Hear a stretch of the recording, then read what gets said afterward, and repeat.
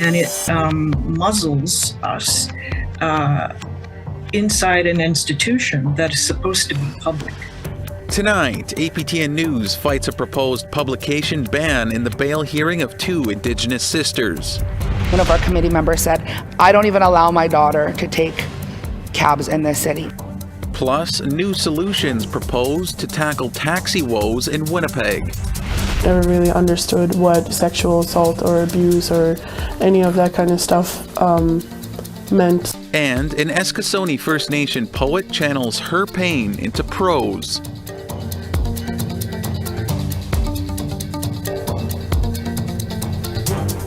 Good evening, Tanse, and welcome to APTN National News. I'm Daryl Stranger.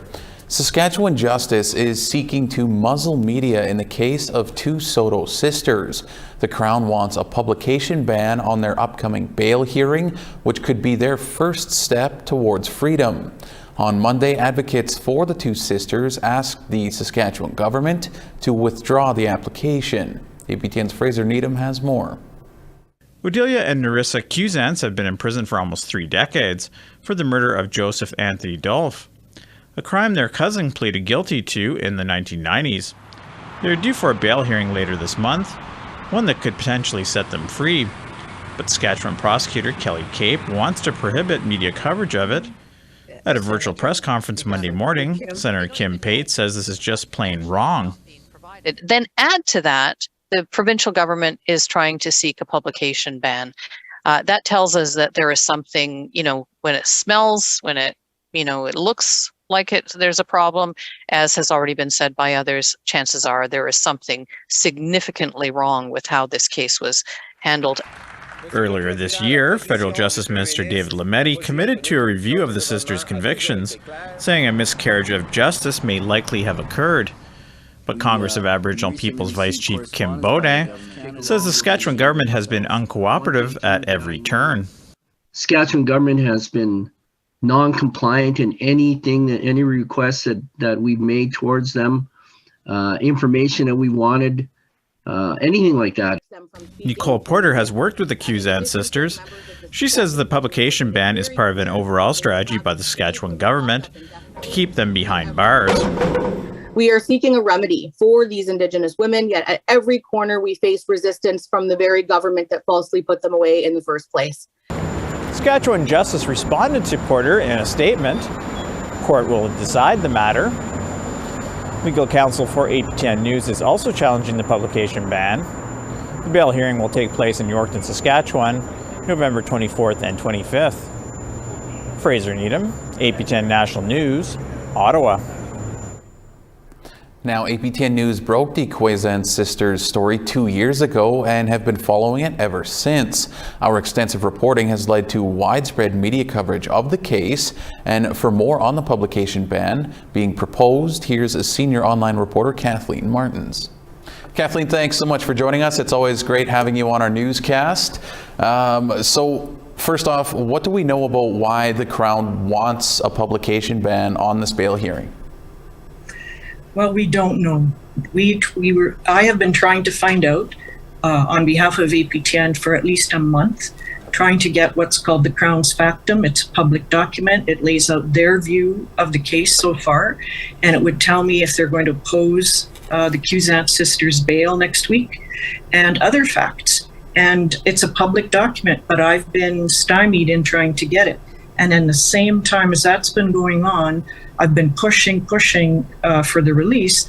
Suddenly the Crown just last week said, you know what, we want not only a publication ban on covering the bail hearing, but we want all these records to be sealed. So what would the effect of this ban be? Well, it would be huge. I mean, we couldn't tell you, we couldn't report anything about the evidence that we hear at the bail hearing. So we can't hear why the Crown is opposing bail. We can't hear if they have a new witness or new evidence. We won't be able to report that.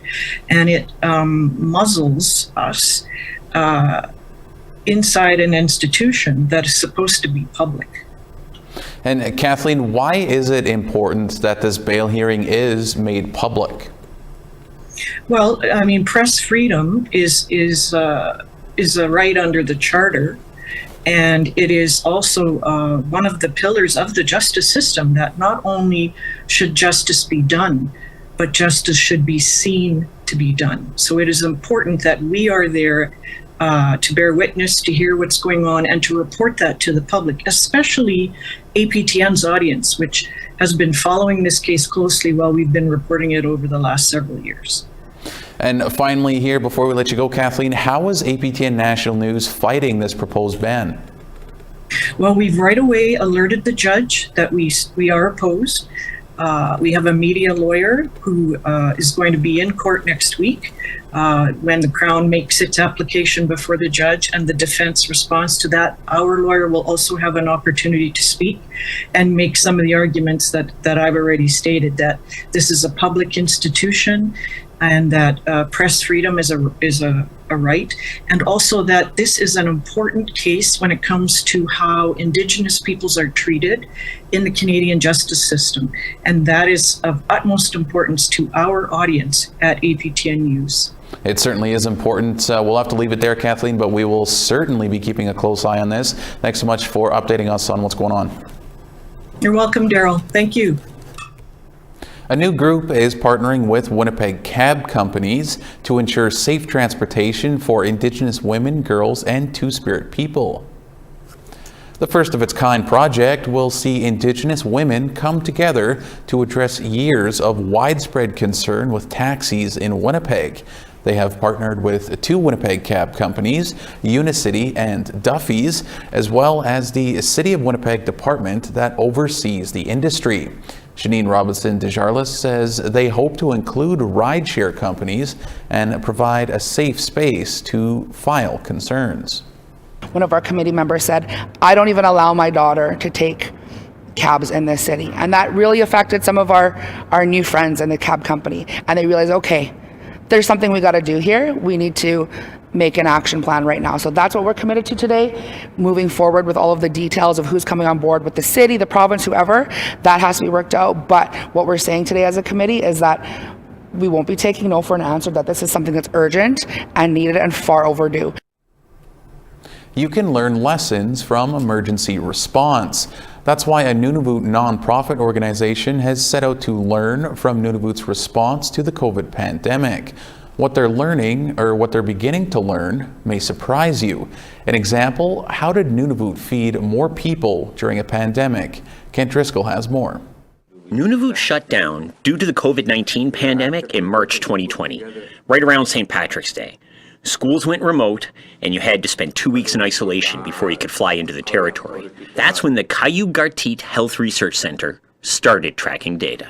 When COVID emerged in 2020, we started documenting and gathering information right away, starting in April, to basically help collect evidence that would drive decision making. What began to happen was unexpected. Inuit orgs handed out food vouchers, hunters increased their catches, and a Qaluit soup kitchen saw a gigantic drop in demand. Nunavut's pandemic response fed people, from country food to people offering food donations. For example, in the early days of the pandemic, we saw a lot of people going out on the land, and we saw a huge spike in the amount of food being shared in the community. So more being harvested, more being shared. One of the big keys for the response in Nunavut was that members of communities started to take on the problems head on, themselves. We're learning a little bit more about how people responded as individuals, like by spending 2 days a week just cooking meals and delivering them to single parents, by delivering food to elders who were remaining in their homes, and really showcasing like the values of our communities, where they really emerged. We can't predict the next territorial health crisis, but we can learn from the previous one, which fits Inuit society values like a glove. It's important that we're all prepared, and that's grounded in Inuit values around preparedness and planning for the future, and that's what our center works to meet. There are 150 interviews into their study and hope to present the data widely. It's public data for the public and could help that public be ready for the next public health emergency. Kent Driscoll, APTN National News, Qaluit. All right, it's time for a short break, but still to come, the Nietzsche Institute near Edmonton is moving again. Details next.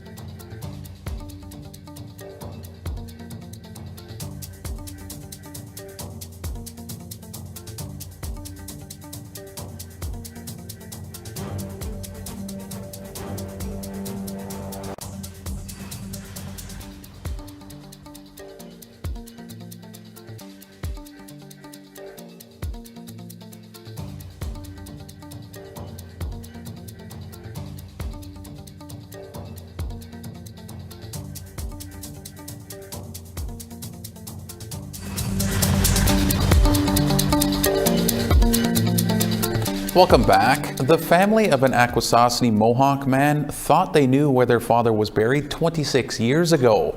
So it was quite a shock when they heard his casket was found somewhere completely different a few months ago. Now they're looking for answers. Here's Annette Francis with that story. Mary Ann Jackson laid her father to rest 26 years ago, but this past summer his casket was found about 75 meters away from where he was initially buried. She imagines the discovery. I just keep visualizing it, you know, and it haunts me. I know that he's at rest regardless. Jackson points out where his initially buried casket was found in mid-August at the St. Lawrence Cemetery. They had a cleanup crew come in and he was underneath rubble. Oh my God. The Donaldson Funeral Home said that they believe he was there for several years, at least 2.5 years before he was found. Oh my God. His initial burial site is over that way, behind the opposite side of that. At first, Akwesasne police didn't know who was in the casket and posted on Facebook asking for assistance in identifying the remains. They believed his name was Alfred. They described my father to a T, that they buried in September and my father died in September. He was 65. The only thing they didn't have was the year, but according to the Donaldson's funeral home, I believe, they estimated his years to be 65. Her father's name was Alfred Peters, and about that age, so Jackson and other family members met with the Akwesasne police. We all agreed that it is him, but there's still the circumstances, like why? And it's all on the police, like, you know, somebody's got to be accountable for this kind of garbage. It shouldn't even be happening. According to Constable Leanne O'Brien, the investigation is ongoing. But O'Brien says it looks like the casket had been moved by accident quite some time ago. Jackson admits there was no headstone or marker for her father. Even if he didn't have a marker, that's no excuse for that happening. For now, Jackson will try to hold on to better memories of her dad. He was a basket maker. He pounded logs, and he came back here probably about 10, 15 years before he passed away. He was in Syracuse. And when he came back, he brought pound making back. He taught a lot of men to pound and make splints and make baskets and stuff like that. She still wants answers and an apology. I know that he's at rest regardless, but I don't know. Someone has to take accountability. Like, you know, at least say, we're sorry this happened. According to Constable O'Brien, there is no assigned caretaker of the graveyard. APTN reached out to the St. Lawrence Cemetery a number of times for comment, but did not receive a response. Meanwhile, Alfred Peters was reburied, but in a completely different part of the cemetery. Annette Francis, APTN National News, Akwesasne. The Nietzsche Institute near Edmonton is moving again after its second eviction in 2 years. The school has trained over 15,000 people in narcotic prevention over its near 50-year history. APTN's Chris Stewart has more. A few staff members of the Nietzsche Institute are sharing perhaps a final meal here and memories of the Nietzsche Institute. Since 1974, the center has been training people how to help with addiction issues. Over 15,000 students. For decades, the Institute shared this building with the Poundmakers Lodge treatment centers. The lodge helps those with addiction issues. In 2020, the Alberta government evicted the Nietzsche Institute from the provincially owned site so that Poundmaker could expand. Nietzsche set up in trailers that were on the property and have been using those since. They teach a few online courses from there. Live training for students in Saskatchewan and Nunavut used to be done in the building. Now the Institute goes to those locations. However, this spring, elders said the trailers may be sitting on potential unmarked graves. CEO Marilyn Buffalo says they knew they have to leave and find another location. But she says they were given a letter from the province on October 6, giving them 1 month to get out of the trailers. 1 month to get everything out. Buffalo says the timing of the eviction couldn't be worse. There is a national health crisis currently playing out in every community across this country. And I don't mean just Indigenous communities. It's everywhere. And all we're trying to do as staff here at Nietzsche is to train people to learn to understand and to help our people in the communities. At a question period at the Alberta Legislature on December 6, 2019, both Indigenous Relations Minister Rick Wilson and then Premier Jason Kenney told the opposition that the Alberta government would help the Nietzsche Institute relocate. The Nietzsche Institute is currently occupying a strategic clinical space, and we are open to working together to find a suitable alternative location. They need to use the space to treat patients. We'll find other space for the Nietzsche Institute. This is where we worship. Buffalo says no alternate locations were offered. I, as the CEO here, has not had any kind of offers from any one of them, from the province nor the feds. So I don't know where, you know, are they telling people that they've made offers? That is not true. Brenda Rain is an accountant with the Nietzsche Institute. She says the 1 month eviction lacks any compassion. It just hurts. How can they be so cruel? How can the Alberta government be so cruel? It feels like residential schools all over again. You know, we don't have a choice. It's you do what we say, otherwise we send the Mounties or the cavalry after you. It's the same bloody thing. Buffalo says they did manage to find another location themselves, and are paying rent for it themselves with tuition funds. Nietzsche was previously not paying rent. And I want to put some confidence in Nietzsche today. We are not quitting, even though, yes, our office has been taken from us again. We are resilient, and we are ready to start Monday morning in a new location. Chris Stewart, APTN National News, Edmonton. Time for one final break. More news when we come back.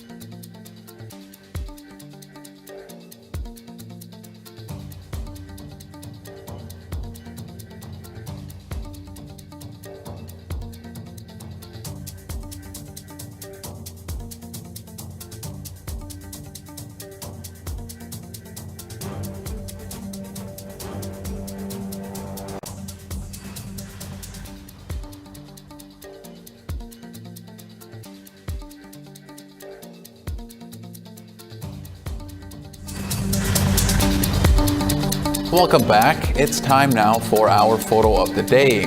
This photo was taken by Ruth Chorney and shows her farm located near Greenwater Lake, Saskatchewan. This was sent in before some of the recent snowfall, so be sure to send an update, Ruth. If you want to be featured as our photo of the day, you can submit your photos by email to share@aptn.ca. All right, now let's take a look at tomorrow's weather forecast.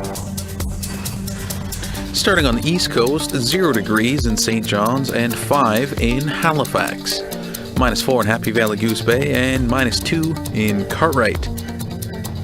-2 in Val d'Or and +2 in Quebec City. -2 in North Bay and +1 in Sault Ste. Marie. -3 degrees in Timmins and -4 in Sioux Lookout. -8 in snow in Churchill and -12 in Thompson. -6 and clear in Barons River and -3 in snow in Winnipeg. -6 in Estevan and -4 in North Battleford.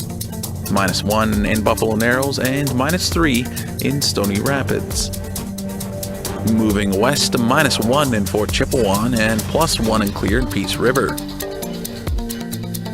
+2 in Edmonton and +3 in Calgary. 8 degrees and clear in Vancouver and 7 in Bellacoola. 9 degrees in Sands Pit and -4 in Smithers. -13 in Beaver Creek and -18 in snow in Old Crow. -9 in the snow in Norman Wells, and -8 in Fort Simpson. -8 in Fort McPherson, and -12 in Inuvik. -13 in Baker Lake, and -15 in Chesterfield. -18 in Iqaluit, and -13 in Iqaluit. A Mi'kmaq woman turned her struggles with mental health into inspiration by publishing a book of poetry. She hopes it will help others cope with their own anxiety and depression. Angel Moore has the story. She was almost at the edge, feet above nothing, about to let go. She closed her eyes. Her arms flew freely, heart beating through her chest, goosebumps over her arms. For the moment, she was free. That is Hannah Baptiste reading her poem called Images, describing how she used her imagination as an escape from abuse. I never really understood what I went through as a child, never really understood what sexual assault or abuse or any of that kind of stuff meant. So I wrote this poem about how I would imagine things. Baptiste of the Eskasoni First Nation published her first poetry book called Out of Darkness, inspired when she came to her community's healing gardens to reflect on her past. So out of darkness means a lot of the times in my situations I had to help myself out of darkness because I really believe in that saving. Nobody's going to come save you, you have to come save yourself. Baptiste designed the cover of the book. It follows Baptiste's journey through abuse, mental illness, and therapy. It's about a girl that's trapped underneath these barbed wires and not being able to reach over and to reach the light. But all along she was able to do it because she was the light. She was the inner light. Edmund Morris, Baptiste's best friend, says the poems are an inspiration. Seeing her struggles made me realize that I have dealt with some issues as well with my mental health. So seeing her being so open and vulnerable with people encouraged me to do the exact same thing and seek help. And Baptiste got help at the Eskasoni Mental Health Service Center, where she now works as a youth worker. Angeline Denny Sillyboy, director of the center, is proud Baptiste is sharing her journey. Yeah, we're just so excited to be able to actually read her book. We heard lots about it, but now when we have the opportunity to read it, I'm definitely going to have, and hopefully she'll sign a copy for me. Losing a parent at a young age and a brother who died by suicide, Baptiste had to cope with anxiety, depression, and PTSD, wrote her pain in her poetry to share with others. It was a lot of horrible things that I've been through that I kept silent about for a long time, and I don't want to be silent anymore. I want to use my voice, and I'm hoping that it inspires other people to use their voices too. Baptiste will attend a book launch later this month in Toronto. Angel Moore, APTN National News, Eskasoni First Nation. Emma Morrison, a member of the Saulteaux First Nation in Ontario, will represent Canada in the upcoming Miss World pageant. That's a first for a First Nations contestant. Morrison's first pageant was Miss North Ontario in 2017. She competed against 50 women from across Canada during a week-long competition in Toronto, taking the crown of Miss World Canada. Congratulations, Emma, and best of luck. All right, that's all we have for you tonight on APTN National News. For news anytime, you can check out our website, aptnnews.ca. I'm Daryl Stranger. For all of us here, thank you for joining us, Miigwech, and have a great night.